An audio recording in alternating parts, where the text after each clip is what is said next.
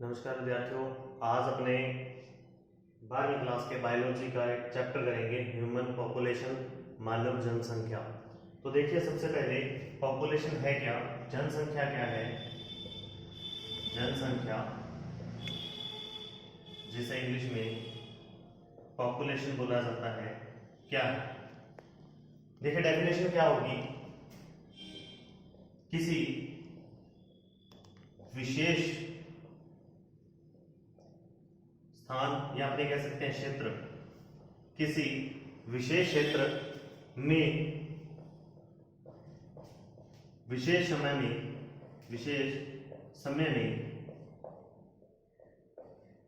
विशेष जाति के जीवों की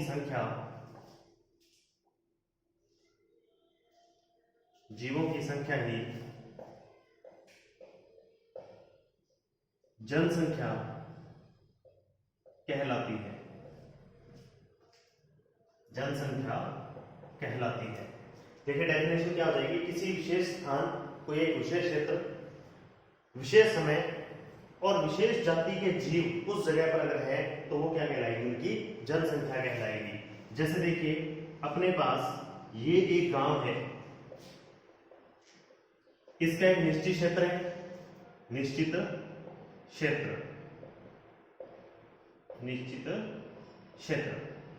और इस निश्चित क्षेत्र में मान लीजिए यहां पर 100 लोग रहते हैं।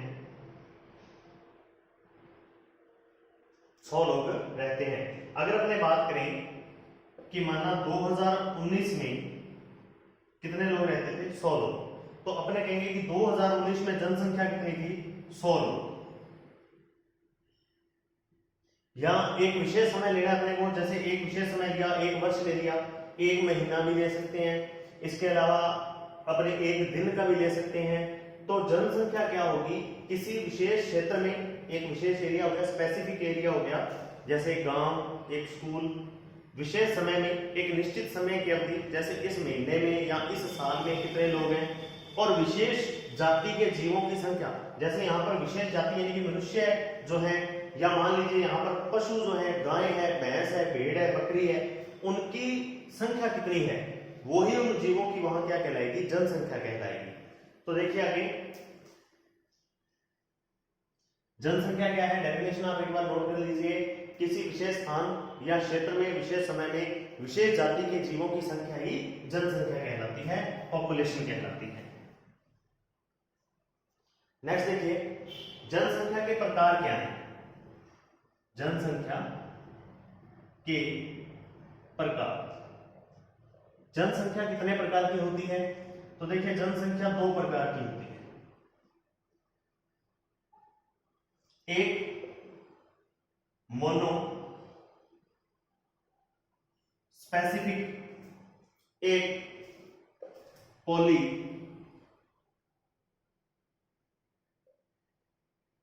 स्पेसिफिक। एक मोनोस्पेसिफिक और एक पॉलीस्पेसिफिक। देखिए मोनोस्पेसिफिक क्या होता है, एक प्रजातीय जनसंख्या, और पॉलीस्पेसिफिक क्या होता है, बहुप्रजातीय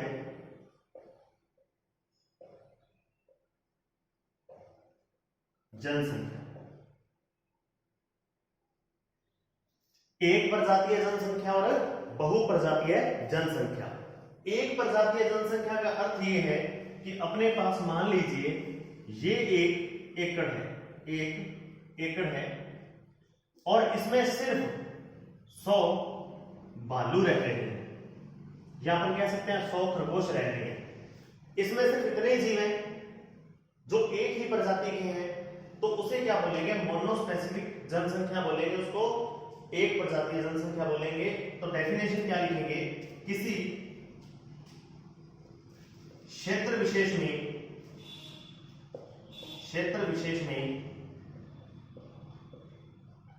एक ही प्रजाति के जीवों की संख्या क्या कहलाती है, मोनो स्पेसिफिक पॉपुलेशन कहलाती है। ठीक है, एक निश्चित स्थान पर एक ही प्रजाति के जीवों की संख्या क्या कहलाती है? मोनोस्पेसिफिक। नाम से पता चल रहा है एक प्रजाति की जनसंख्या मतलब एक ही प्रजाति की जनसंख्या। एक विशेष क्षेत्र में एक प्रजाति की जो जनसंख्या है वो ही क्या है? मोनोस्पेसिफिक। जैसे अपने कहते हैं कि 1 एकड़ में 100 भालू हैं, 1 एकड़ में 100 भालू हैं, तो ये क्या होगा? मोनोस्पेसिफिक होगा। अब देखिए पॉलीस्पेसिफिक पॉपुलेशन क्या होता है?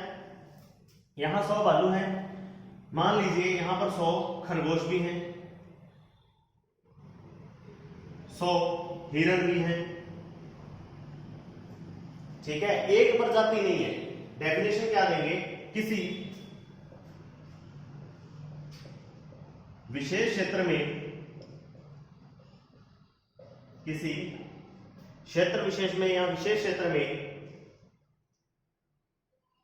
अलग अलग प्रजातियों के जीवों की संख्या, अलग अलग प्रजातियों के जीवों की संख्या। अब देखो एक प्रजाति है जिसमें एक ही प्रजाति के जीव हो एक विशेष क्षेत्र में। पॉलीस्पेसिफिक बहु प्रजातियां यानी कि बहुत सारी प्रजातियों के जीव एक निश्चित क्षेत्र में होते हैं, तो उसे क्या बोलते हैं? पॉलीस्पेसिफिक बोला जाता है।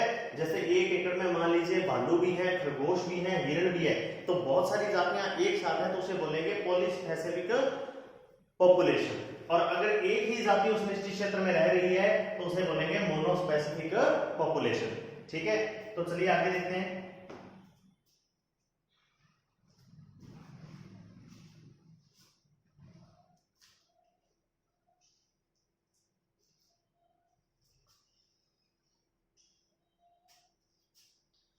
नेक्स्ट देखिए,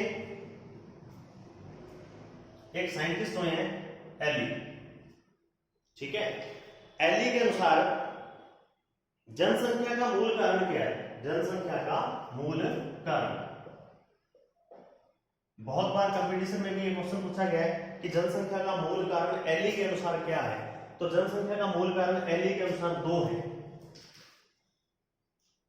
पहला लक्षण और दूसरा जो है वो है आकार या घनत्व। इसको आपको याद रखना है। एली के अनुसार जनसंख्या के मूल कारण कितने हैं? तो मूल कारण 2 हैं, एक लक्षण और दूसरा आकार या जिसको अपन कह सकते हैं घनत्व। अब देखिए जनसंख्या को प्रभावित करने वाले कारक, जनसंख्या को प्रभावित करने वाले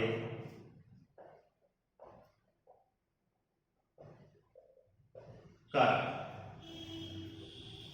इनकी आगे अपन डिटेल में बात करेंगे, लेकिन अभी सिर्फ इनके नाम आपको याद रखने हैं कि जनसंख्या को प्रभावित करने वाले कारक कौन कौन से हैं। तो देखिए जन्म दर, जिसे नाटालिटी बोलते हैं। ठीक है, मृत्यु दर,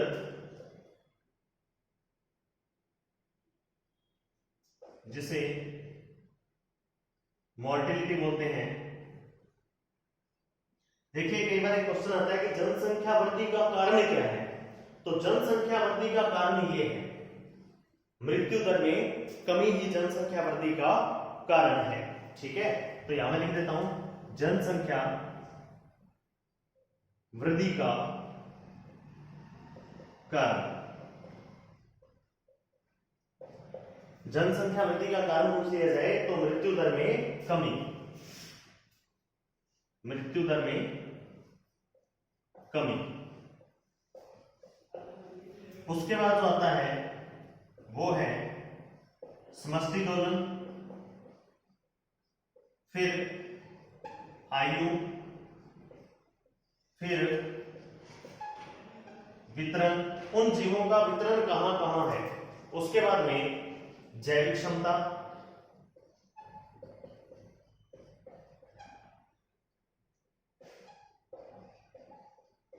जैविक क्षमता, और उसके बाद में जो आएंगे वो आएगा समष्टि प्रकार और जैविक कारक अनुक्रिया।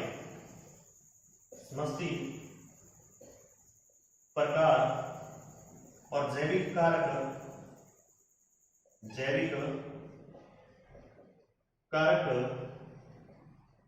अनुक्रिया। तो एक बार फिर से देख लीजिए, जनसंख्या को प्रभावित करने वाले कारक कौन कौन से हैं? जन्म दर, मृत्यु दर, समष्टि दोलन, आयु, वितरण, जैविक क्षमता, समष्टि प्रकार और जैविक कारक अनुक्रिया। तो 1, 2, 3, 4, 5, 6, 7 और 8 है। तो मेनली इसमें 7 ही कारक होते हैं ऊपर वाले, ठीक है। तो कुछ बुक्स में आपको 8 कारक भी मिल जाएंगे। 8वां कारक जो आपको मिलेगा वो मिलेगा जैविक कारक अनुक्रिया। तो इन सब की अपन आगे डिटेल में बात करेंगे। तो आपसे ये पूछ लिया जाए कि जनसंख्या वृद्धि का कारण क्या है, तो मृत्यु दर में कमी ही जनसंख्या वृद्धि का कारण है। अब देखिए जनसंख्या घनत्व।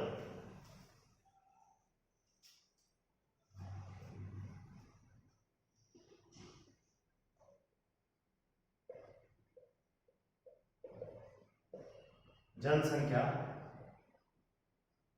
घनत्व, देखिए जनसंख्या घनत्व क्या है। सबसे पहले इसकी थ्योरी को समझो। अपने पास ये 1 एकड़ है, 1 एकड़, इस 1 एकड़ में 100 पेड़ हैं। एक इकाई जो होती है क्षेत्रफल की, 1 इकाई में जीवों की संख्या जनसंख्या घनत्व कहलाती है। मान लीजिए यहां पर टोटल जो था अपने पास ये 10 एकड़ था, टोटल जो था ये 10 एकड़ है। इसमें से 1 एकड़ में कितने पाए जाते हैं, वो ही जनसंख्या घनत्व है। पेड़ सभी जगह है, यहां भी है। 1 एकड़ में कितने पेड़ हैं,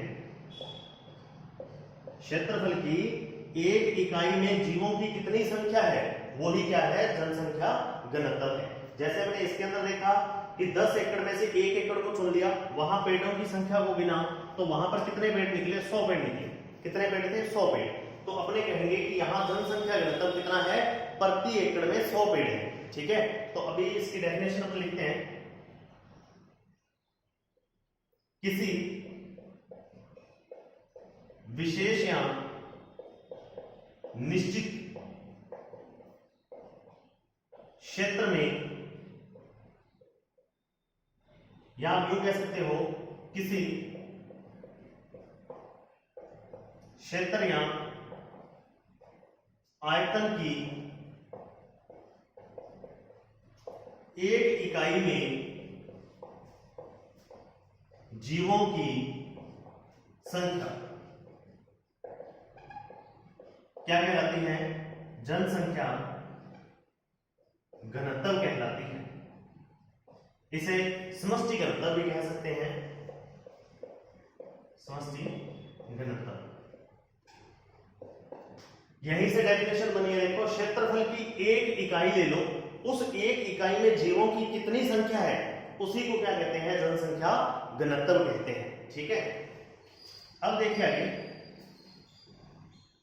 जैसे आपको कह दिया 10 किलोमीटर का एरिया है, 10 किलोमीटर एरिया है और उसके अंदर आपको बताना है कि 10 किलोमीटर एरिया के अंदर कितने जीव हैं। तो आपसे पूछ लीजिए 10 किलोमीटर में घनत्व बताइए। तो मान लीजिए अपने 1 किलोमीटर उठाया, उस 1 किलोमीटर में 50 जीव निकले। कितने जीव थे, 50। तो हम क्या कहेंगे, घनत्व क्या है, डेंसिटी क्या है, पॉपुलेशन घनत्व क्या है, पॉपुलेशन डेंसिटी क्या है, 50 जीव प्रति एकड़, 50 जीव प्रति एकड़ की, सॉरी प्रति किमी, प्रति किलोमीटर। 10 किलोमीटर एरिया था, घनत्व ज्ञात करना था। तो हम ये देखेंगे कि 1 किलोमीटर में कितने जीव हैं, 1 किलोमीटर में कितने जीव आ रहे हैं, वही क्या हो जाएगा, वहां का घनत्व हो जाएगा, ठीक है।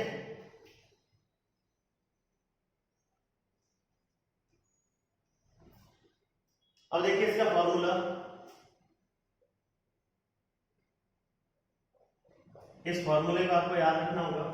डी यहां पर क्या है, डेंसिटी, जिसको घनत्व बोला जाता है। एन क्या है, प्राणियों की संख्या, प्राणियों की संख्या।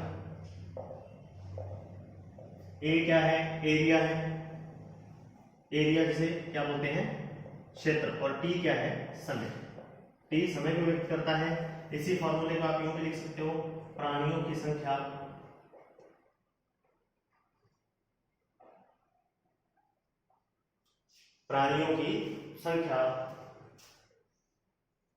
बटे में क्षेत्र।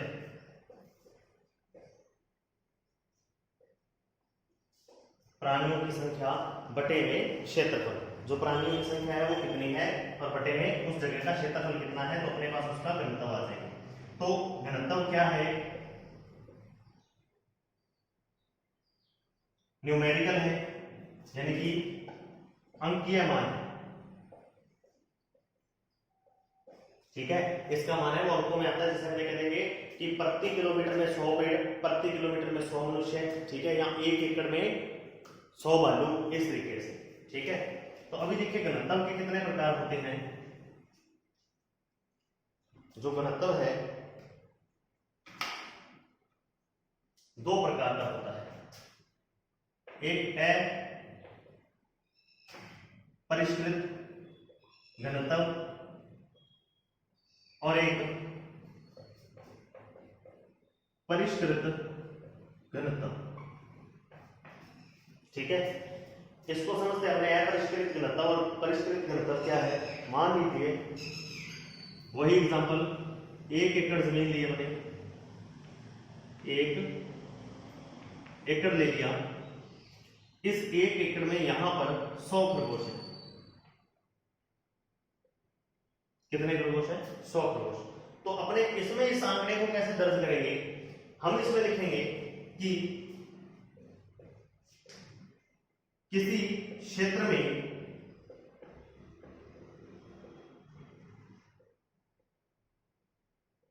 जीवों की औसत संख्या। हमने ये मान लिया कि इस 1 एकड़ में 100 हैं, तो इस अगले 1 एकड़ में भी क्या होंगे, 100 होंगे। इस 1 एकड़ में भी क्या होंगे, 100 होंगे। इस 1 एकड़ में भी कितने होंगे, 100 होंगे। ठीक है, हमने फिक्स मान उसका फिक्स कर लिया कि 1 एकड़ में 100 खरगोश हैं, तो वहां अगले 1 एकड़ में भी 100 होंगे, और आसपास जितने भी जमीन है जहां वो जीव पाए जा रहे हैं उस विशेष क्षेत्र के उस सारे एकड़ के अंदर कितने होंगे, 100 जीव भी होंगे। अपरिष्कृत का मतलब ऐसा नहीं है। इसको जो हम लिखेंगे तो ये लिखेंगे 100 खरगोश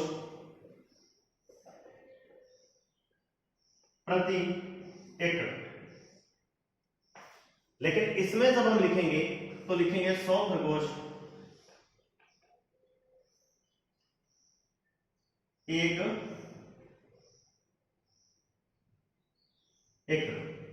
ठीक है, इसका मतलब ये है कि यहां अगर अपने बात करें तो 100 खरगोश 1 एकड़ में है, तो मान लीजिए यहां पर 200 है, यहां पर 50 है, यहां पर 50 है। कुल खरगोश कितने 1 एकड़ में, 400। यहां हम सब एकड़ों का अलग अलग विवरण देंगे।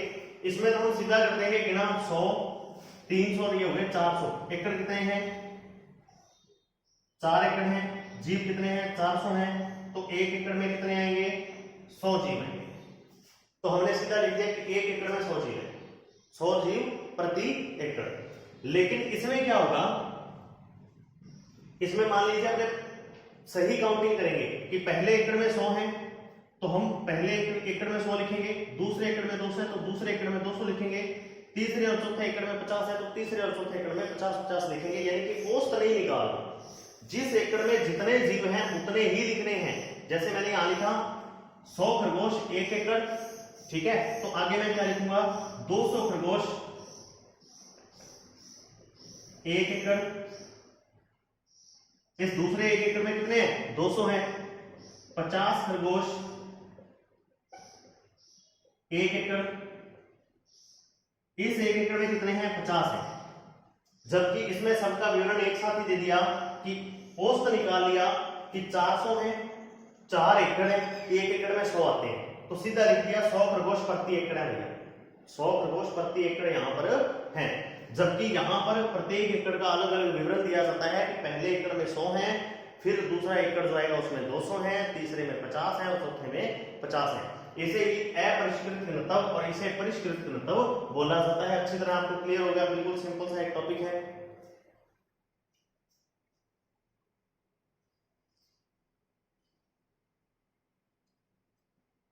इसमें अगर अपने देखें तो ये वास्तविक होता है, ठीक है, ये वास्तविक मान पर आधारित है, जबकि ये क्या है, अवास्तविक होता है। अवास्तविक का अर्थ ये है कि यहां पर अपने को जो आंकड़ा मिला है वो सही होगा, लेकिन जो आंकड़ा है वो प्रति एकड़ के लिए सही नहीं होगा। हो सकता है 1 एकड़ में 100 है तो दूसरे में 200 हो, 300 हो, लेकिन अपने पास अपने दिमाग में एक ही आएगा कि 1 एकड़ में कितने हैं, 100 ही है, 1 एकड़ में 100 है। यहां जो आंकड़ा मिलेगा वो बिल्कुल वास्तविक मिलेगा। हमें पता होगा पहले 1 एकड़ में 100 है तो दूसरे 1 एकड़ में कितने हैं, 200 है, ठीक है। तो आज के लिए इतना ही, इसी चैप्टर को अपने आगे बढ़ाएंगे। तो आज अपने जो जो टॉपिक किए हैं आप उनको एक कॉपी में नोट डाउन कर सकते हैं। सबसे पहले हमने किया जनसंख्या है क्या, जनसंख्या डेफिनेशन की इसकी, ठीक है। उसके बाद दूसरा जो अपना टॉपिक रहा जनसंख्या के प्रकार, जनसंख्या के प्रकार। तीसरा जो अपना टॉपिक रहा एलई के अनुसार, एलई के अनुसार जनसंख्या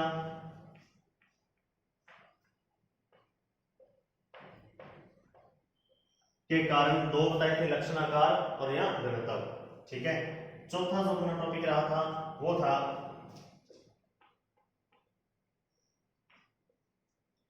जनसंख्या के विभिन्न अपने जो प्रभाव थे उनकी बात की थी, जिनमें अपने पढ़ा था जनसंख्या को प्रभावित करने वाले कारक, जनसंख्या को प्रभावित करने वाले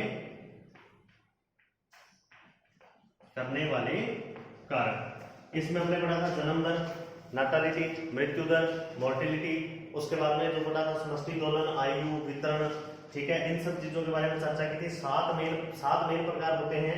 इसके अलावा एक कुछ बुक्स में और जोड़ा है जिसको मैंने आपको बताया था जैविक अनुक्रिया कारक, ठीक है।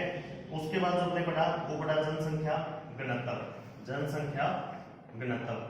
जनसंख्या घनत्व क्या था, जनसंख्या घनत्व था किसी क्षेत्र के एक इकाई में पाए जाने वाले जीवों की संख्या, और इसका फॉर्मूला हमने देखा था D/N/A/T,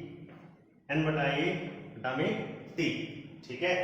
अब देखिए आगे उसके बाद हमने पढ़ा 6 नंबर टॉपिक जनसंख्या घनत्व के प्रकार, घनत्व के प्रकार।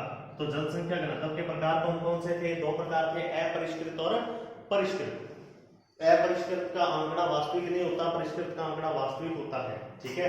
अपरिष्कृत में प्रति लगाया जाता है, जबकि उधर प्रति नहीं लगाता परिष्कृत में। जैसे हमने कह दिया 1 एकड़ में 100 खरगोश है तो 100 खरगोश प्रति एकड़, जबकि परिष्कृत में जब उसको लिखेंगे तो लिखेंगे 100 खरगोश 1 एकड़, ठीक है।